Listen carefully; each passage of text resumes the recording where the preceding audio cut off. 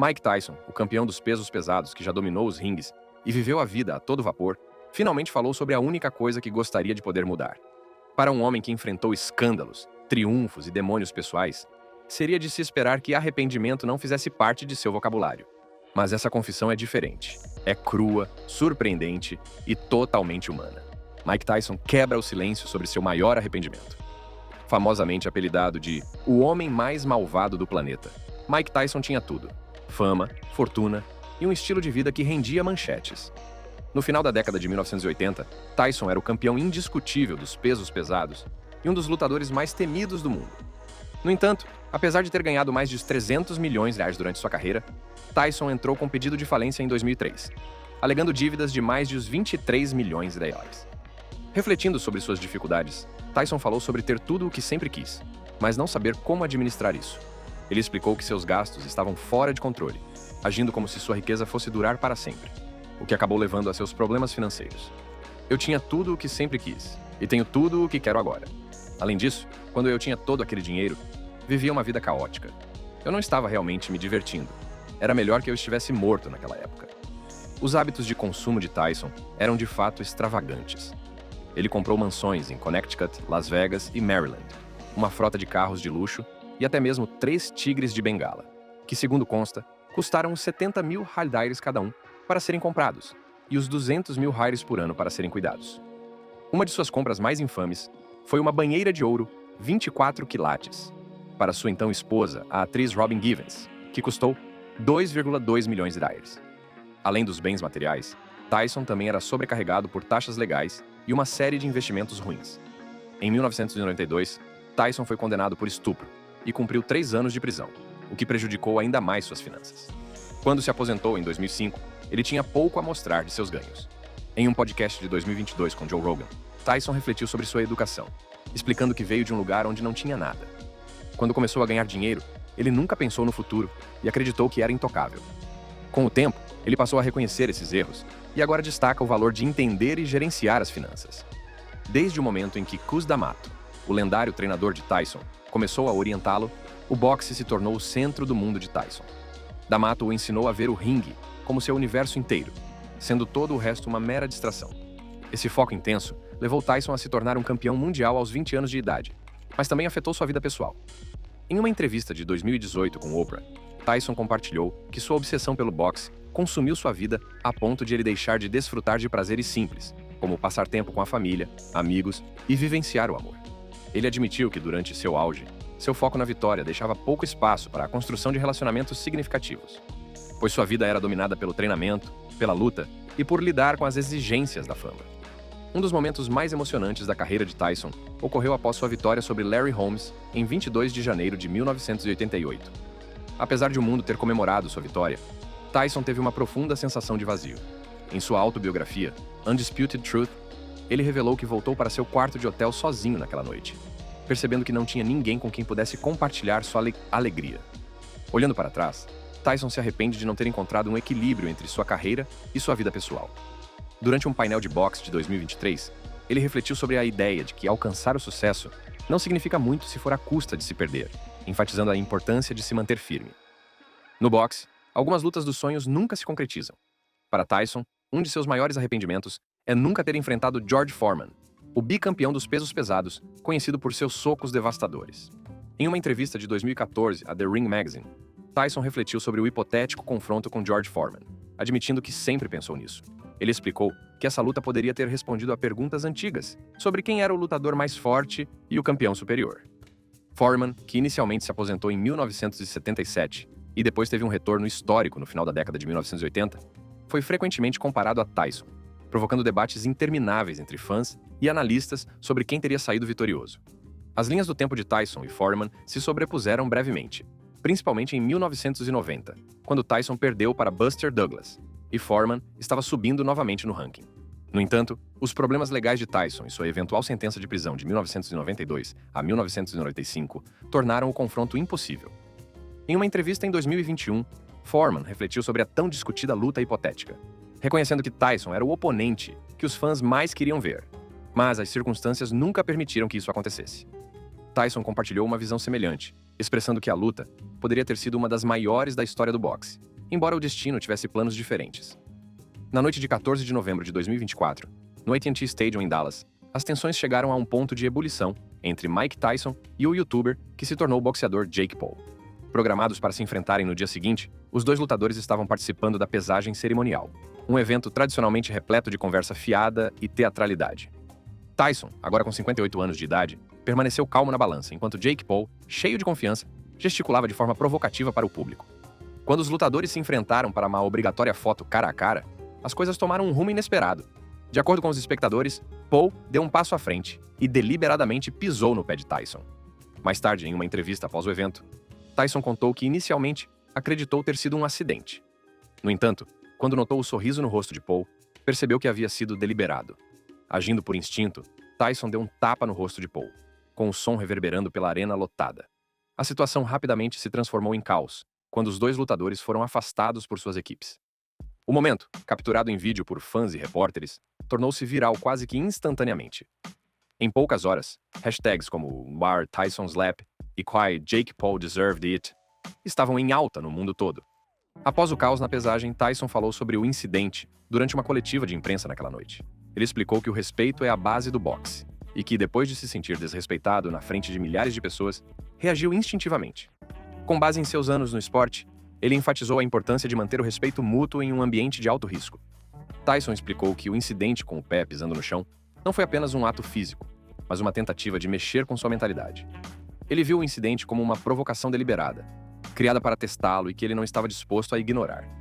Embora tenha admitido que sua reação foi impulsiva, ele sentiu que era uma resposta justificada ao desafio. O incidente deixou os fãs do boxe divididos, com alguns aplaudindo Tyson por confrontar as palhaçadas de Paul, enquanto outros acharam que ele havia exagerado. Apesar das reações mistas, Tyson não se desculpou. Durante uma entrevista de acompanhamento na ESPN no dia seguinte, ele reiterou sua crença de que o desrespeito exige uma resposta, mantendo-se firme em suas ações. Jake Paul, conhecido por sua personalidade ousada e por seu talento para provocar polêmicas, respondeu ao tapa poucas horas após o incidente.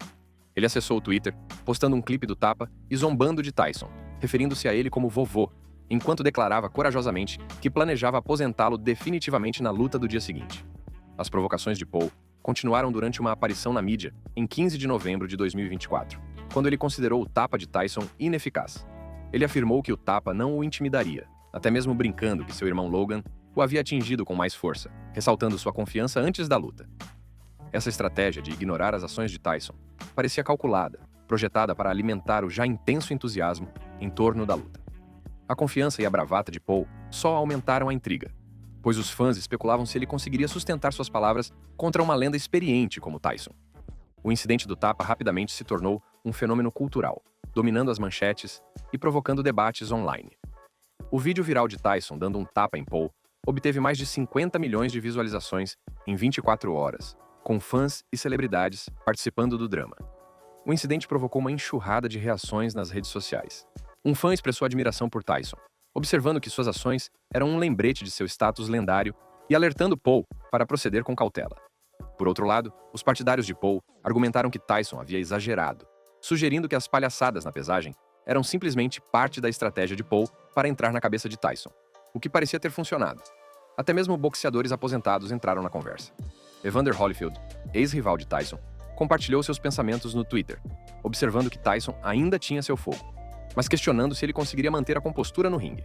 O burburinho na rede social só aumentou a expectativa para a luta, pois os fãs aguardavam ansiosamente para ver se a agressividade de Tyson fora do ringue se traduziria em um desempenho de comando dentro dele. A briga tomou um rumo ainda mais pessoal, quando a mãe de Jake Paul entrou na polêmica. Em um vídeo postado nas redes sociais após o incidente do tapa, ela se dirigiu diretamente a Tyson, acusando-o de ter se excedido. Ela o advertiu de que ele havia se envolvido com a família errada e prometeu que ele se arrependeria se tocasse em seu filho novamente. Seu envolvimento acrescentou uma nova camada de drama à rivalidade já acalorada. O vídeo provocou reações diversas dos fãs. Alguns o consideraram divertido e o descartaram como um golpe publicitário, enquanto outros acreditaram que ele intensificou desnecessariamente a tensão entre os dois grupos. Tyson optou por não abordar diretamente as observações dela. Em vez disso, sua equipe divulgou uma declaração enfatizando que ele estava concentrado na luta e não tinha interesse em se envolver em disputas pessoais. Enquanto isso, O tapa na pesagem foi apenas o último de uma série de momentos controversos na carreira de Mike Tyson. Um dos incidentes mais chocantes ocorreu durante sua revanche com Evander Holyfield, em 28 de junho de 1997, conhecida como a Bite Fight. Tyson mordeu uma parte da orelha de Holyfield, o que levou à sua desqualificação da luta e a uma pesada multa de uns $3 milhões. Refletindo sobre a infame Bite Fight, Tyson admitiu em sua autobiografia que perdeu o controle, explicando que sua frustração e raiva o levaram a uma ação da qual sempre se arrependeria.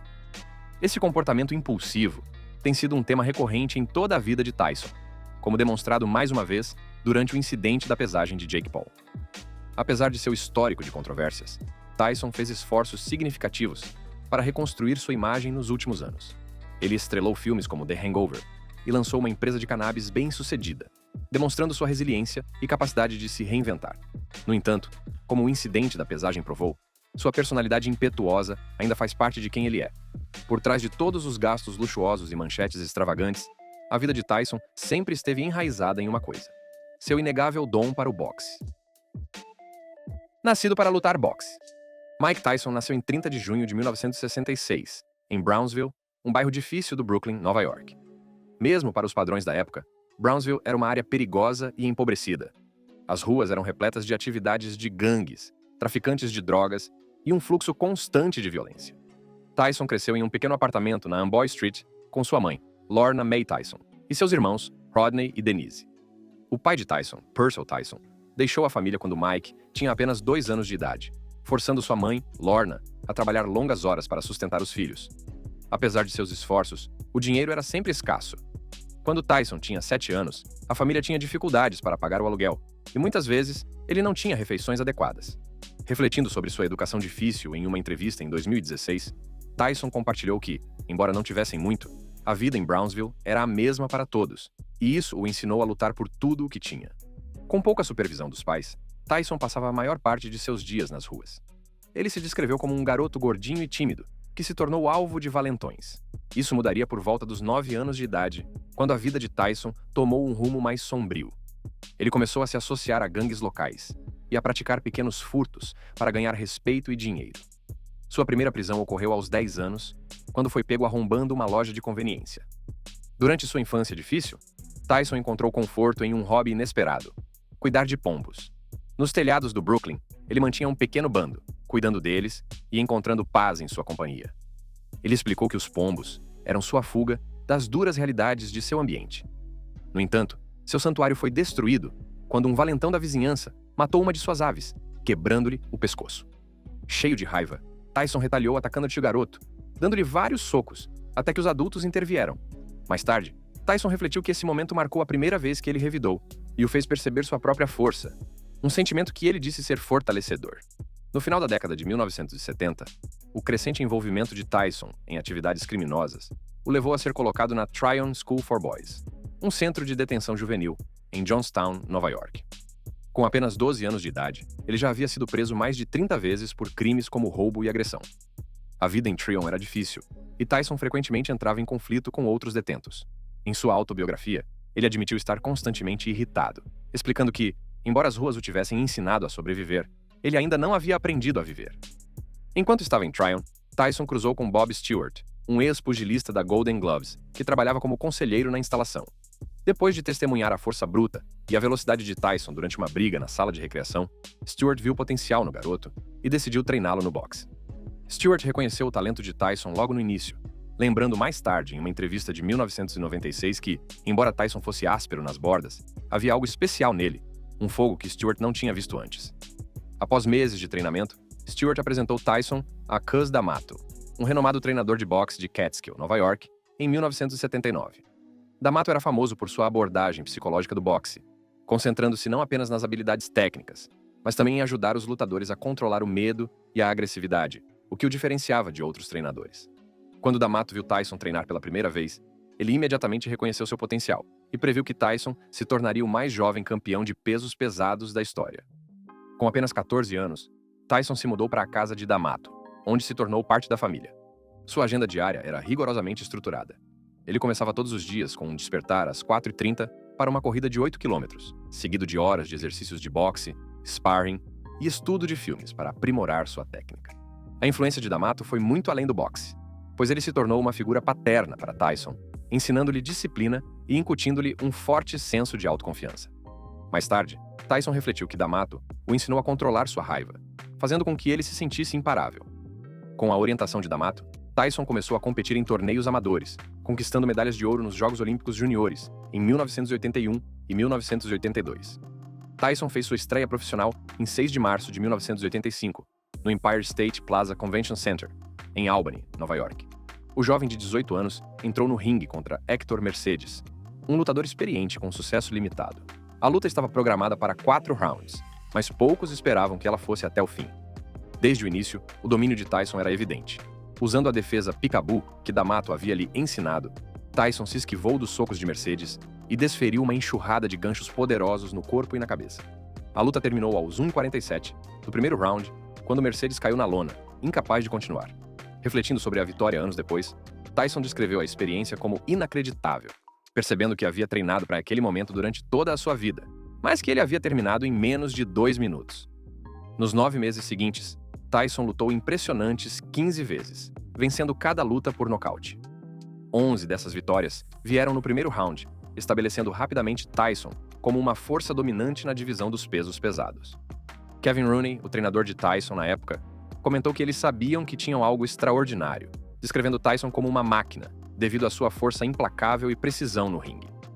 A rápida ascensão de Tyson atingiu seu auge em 22 de novembro de 1986, quando ele enfrentou Trevor Berbick pelo título dos pesos pesados da WBC no Hilton Hotel, em Las Vegas. Com apenas 20 anos de idade, Tyson já era um competidor temível, entrando no ringue com um recorde de 27-0, incluindo 25 nocautes. A luta em si foi uma aula magistral do estilo agressivo de Tyson. No primeiro round, ele dominou Berbick com uma série de ganchos e uppercuts. No segundo round, Tyson aplicou um gancho de direita estrondoso, que deixou Berbick cambaleante.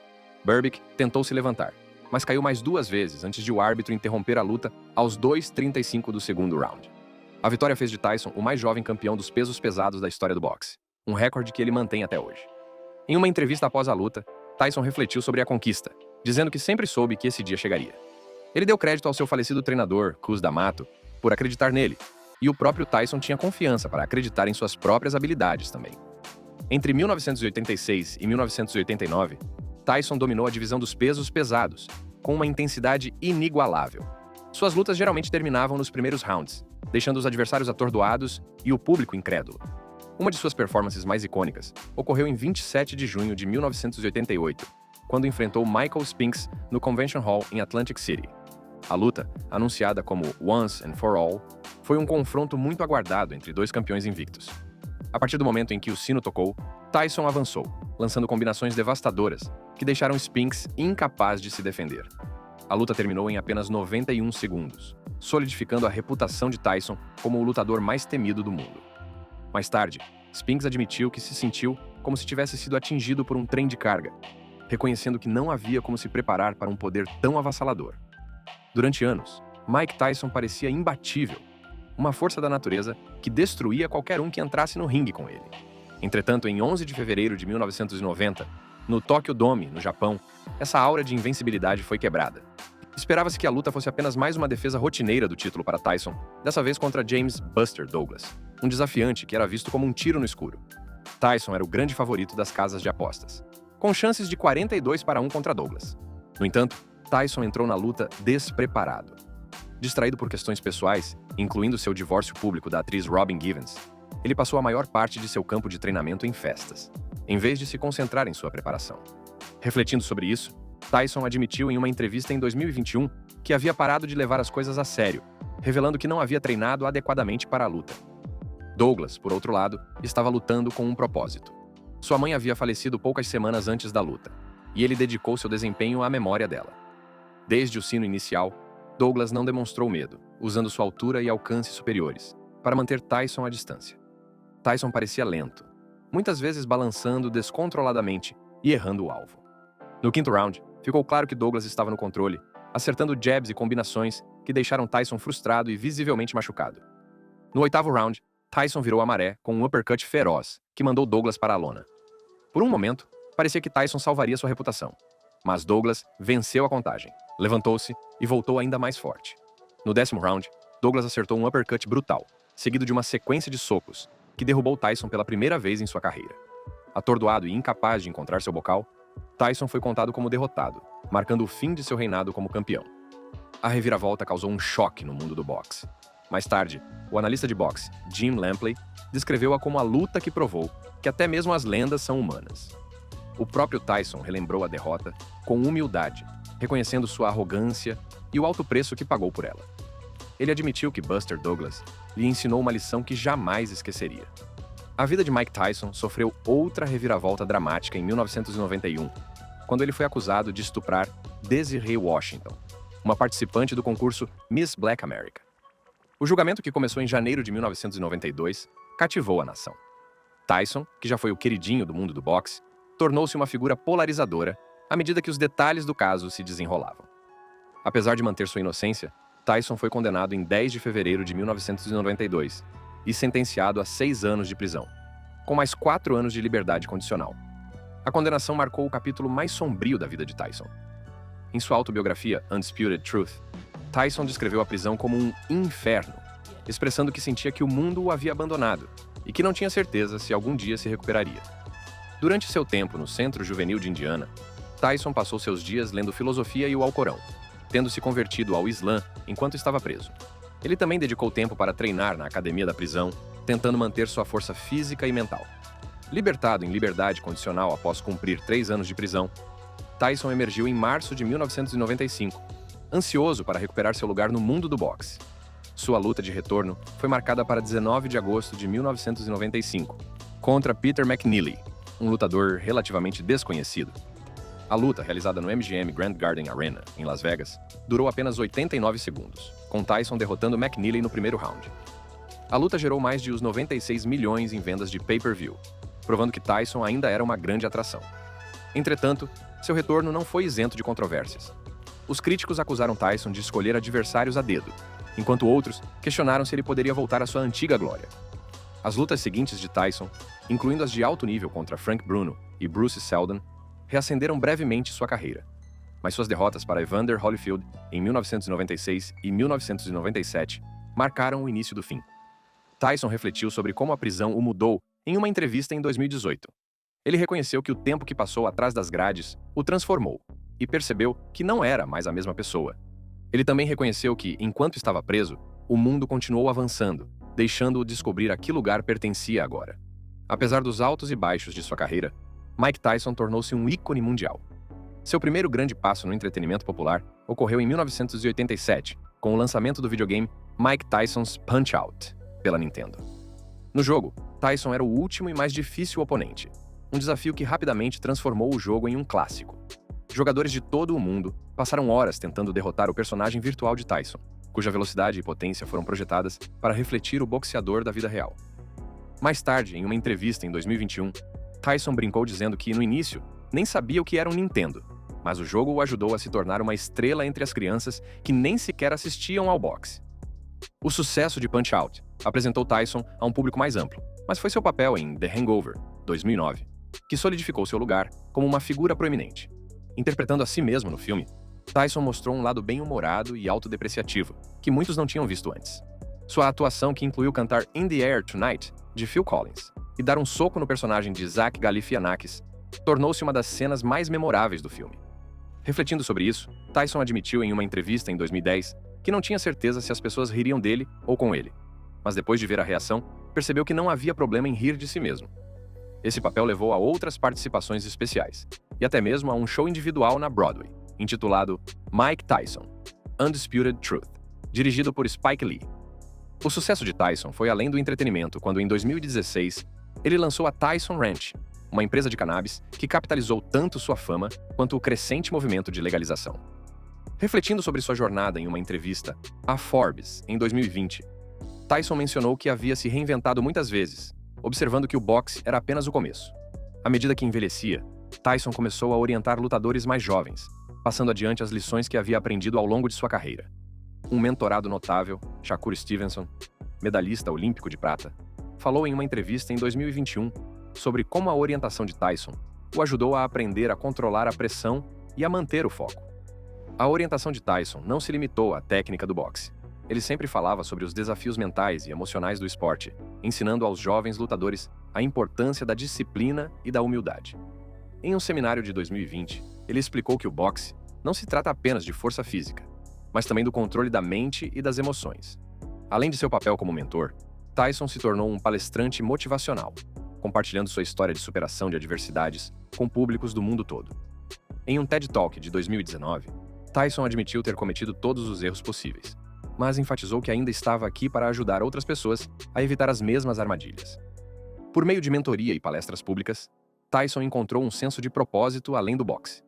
Em uma entrevista de 2022 ao The Guardian, ele declarou que queria que seu legado fosse mais do que apenas sua carreira no boxe, esperando ser lembrado como alguém que inspirou outras pessoas a superarem suas circunstâncias. Apesar de ter encontrado seu propósito no ringue, a jornada de Tyson fora dele foi tudo menos tranquila. Vida pessoal e desafios. A introdução de Tyson ao sistema de justiça criminal veio cedo, com um número surpreendente de 38 prisões aos 13 anos de idade. Essas detenções variaram de pequenos furtos a agressões violentas, muitas vezes motivadas por sua necessidade de sobreviver no ambiente difícil de Brownsville, no Brooklyn. Suas ações não nasceram da maldade, mas do desespero por respeito e poder. A força natural e a presença intimidadora de Tyson o tornaram uma figura temida mesmo quando criança, mas também o levaram a conflitos frequentes com a lei. Seu histórico criminal acabou levando-o a ser colocado na Tryon School for Boys, um centro de detenção juvenil em Nova York, onde sua vida começou a tomar um novo rumo com a introdução ao boxe. Tyson refletiu sobre sua mentalidade na época, admitindo que antes de conhecer Cus D'Amato, ele nunca pensou que viveria além dos 20 anos. Ele via as ruas como sua única realidade, e a prisão parecia ser seu futuro inevitável. Em 1991, Tyson foi acusado de estuprar Desiree Washington, uma concorrente de 18 anos do concurso Miss Black America. O julgamento em 1992 atraiu a atenção nacional e dividiu a opinião pública. Tyson manteve sua inocência durante todo o tempo, mas o júri o condenou em 10 de fevereiro de 1992. Ele foi condenado a 6 anos de prisão e 4 anos de liberdade condicional. Durante o período em que esteve no Indiana Youth Center, Tyson passou grande parte de seus dias refletindo sobre sua vida e sua fé. Ele se converteu ao Islã e adotou o nome de Malik Abdul Aziz. Em uma entrevista em 2018, Tyson admitiu que a prisão o forçou a confrontar quem ele era e os erros que havia cometido. Apesar de ter sido condenado a 6 anos, Tyson foi libertado mais cedo, em 25 de março de 1995, depois de cumprir menos de 3 anos por bom comportamento. Sua libertação gerou alívio e ceticismo sobre a possibilidade de ele voltar à sua antiga grandeza enquanto lidava com o estigma de sua condenação. A vida pessoal de Tyson também atraiu atenção muito antes de seus problemas legais. Em 1988, ele se casou com a atriz Robin Givens, mas o casamento logo se tornou turbulento, marcado por disputas públicas e alegações de violência doméstica. Um dos momentos mais infames ocorreu durante uma entrevista de 1988 com Barbara Walters, quando Givens descreveu seu casamento como uma tortura, o que deixou Tyson visivelmente desconfortável. O casamento terminou pouco tempo depois, durando apenas 8 meses, e Tyson refletiu mais tarde que não entendia o amor ou a confiança na época, admitindo que era jovem, estava com raiva e emocionalmente despreparado. Em 1997, Tyson se casou com Monica Turner, uma pediatra. O casamento trouxe alguma estabilidade para sua vida e eles tiveram 2 filhos juntos, Reina e Amir Tyson. No entanto, as dificuldades de Tyson com a fidelidade e os demônios pessoais levaram ao divórcio em 2002, com Turner alegando adultério.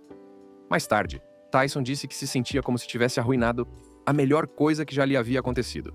O terceiro casamento de Tyson, com Lakeisha Kiki Spicer, em 2009, foi duradouro. Kiki, uma amiga de longa data, o apoiou em alguns de seus momentos mais sombrios. Tyson atribui a ela o mérito de tê-lo ajudado a se tornar um homem e um pai melhor, afirmando com frequência que ela salvou sua vida.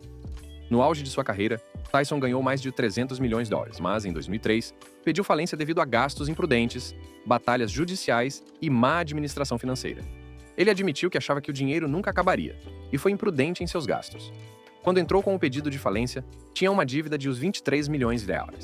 Apesar disso, Tyson trabalhou para reconstruir sua estabilidade financeira, aventurando-se em novos projetos de negócios e entretenimento. Em 2024, Tyson enfrentou problemas de saúde, incluindo um surto de úlcera que o forçou a adiar sua luta altamente esperada contra Jake Paul. Tyson atribuiu o problema a anos de estresse e dieta inadequada, usando-o como um lembrete do impacto que seu estilo de vida havia causado em seu corpo. Ele reconheceu a dificuldade do boxe para o corpo, mas afirmou que a vida em si é ainda mais difícil e que agora está aprendendo a cuidar melhor de si mesmo. Em 2016, Tyson lançou a Tyson Ranch, uma empresa de cannabis, capitalizando sua fama e a tendência crescente de legalização da maconha. Tyson explicou que a cannabis o ajudou a passar por momentos difíceis e ele queria compartilhar suas propriedades curativas com outras pessoas. A empresa foi bem-sucedida, oferecendo uma variedade de produtos, desde a maconha premium até itens de bem-estar. O amor de toda a vida de Tyson pelos pombos tornou-se mais conhecido em 2011, quando ele estrelou o reality show Taking on Tyson, do Animal Planet. O programa documentou o envolvimento de Tyson em corridas competitivas de pombos, um hobby que ele tinha desde a infância. Tyson descreveu os pombos como sua fonte de paz, explicando que eles estavam com ele desde o início, oferecendo consolo ao longo de sua vida. Em 2013, Tyson lançou seu livro de memórias Undisputed Truth, Verdade Indiscutível, que oferece uma visão franca de sua vida, desde a infância conturbada até sua carreira no boxe, lutas pessoais e triunfos. O livro foi elogiado por sua honestidade e vulnerabilidade. Tyson também se tornou uma figura proeminente no mundo dos podcasts, com seu programa Hot Boxing with Mike Tyson, que ele lançou em 2019. O podcast apresenta Tyson discutindo vários tópicos, de esportes à saúde mental, com uma grande variedade de convidados. Tyson se referiu ao programa como sua terapia, proporcionando-lhe um espaço para se conectar com as pessoas e compartilhar sua história. Obrigado por assistir. Se gostou de assistir a este vídeo, clique em uma das caixas que estão sendo exibidas na tela para assistir a mais conteúdo semelhante.